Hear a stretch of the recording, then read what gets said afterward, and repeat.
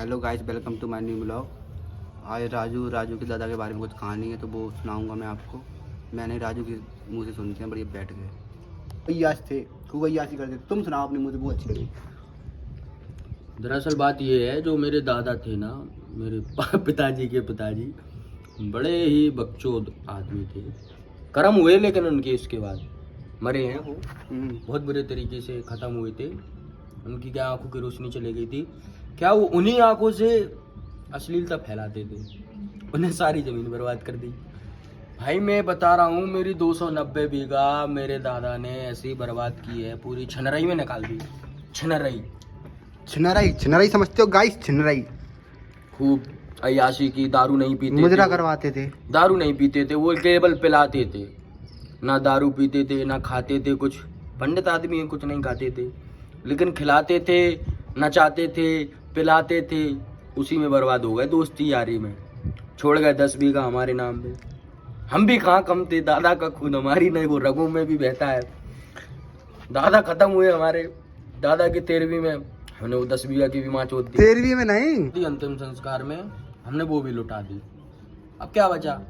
लौड़ा भैया किला झुलाते रहे। ये राजू दलाल लौड़े का बाल, सालों ने बदनाम कर दिया।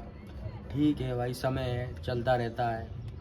आज कल को हमारे दादा के पास थी, अब हमारे पास कभी नहीं आएगी, क्योंकि वो ज़मीन उस समय बहुत सस्ती थी और अब उस ज़मीन का खरीदने में हमें 7 पीढ़ियाँ निकल जाएंगी। 300 बीघा बहुत होती है भाई। तो बस भोले बाबा ही कुछ करवा सकते हैं, तभी शायद 300 बीघा पहुंच पाएंगे समथिंग। नहीं तो ऐसा तो कुछ हो नहीं सकता अब लाइफ में। लेकिन एक बात और मुझे पता चली कि कल राजू की मम्मी ने बताई, राजू की मम्मी के सपने में राजू के दादाजी आए। दादाजी ने बताया कि अब मैं फिर से जन्म लूंगा इस घर में और राजू की शादी करवाओ, राजू का बेटा बन के आऊंगा इस घर में। क्या कहना चाहते हो राजू? गांड पे फट्टे बाजूंगा मैं, तो फट्टे बजाऊंगा गांड पे। मेरा बेटा जो भी पैदा होगा दादा के रूप में, बहुत फट्टे बजाऊंगा। पूरा 300 बीघा जमीन का बदला लिया जाएगा। गरीब बना दिया हमको साला। इतना पैसे वाले थे हम, बहनचो। ये क्या लग रही है जमीन बहन की लबड़ी? ये मकान बने, ये क्या किस चीज के लिए बनते हमारे लिए?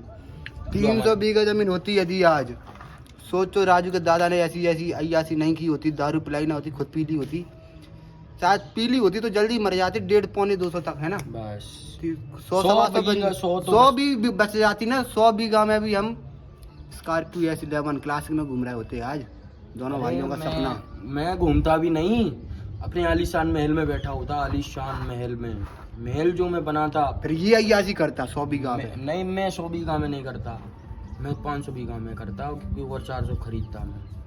100 बीघा से? हाँ, गांड मरवाता। दादा के गुण है, जाएंगे कहाँ। ठीक है, जो भी था हो गए बर्बाद, कुछ भी नहीं। तुम्हारे दादा गाड़ी मरवा देते क्या? मरवाते नहीं थे, मारते थे वो। उसमें भी बर्बाद हुए वो। ठीक है, कोई दिक्कत नहीं, चलता है, लाइफ है, जिंदगी है, ऐसी चलती है। मारो मरवाओ, कभी तुम हमसे मरवाओ, कभी हम तुम्हारी मारें। अभी तो जिंदगी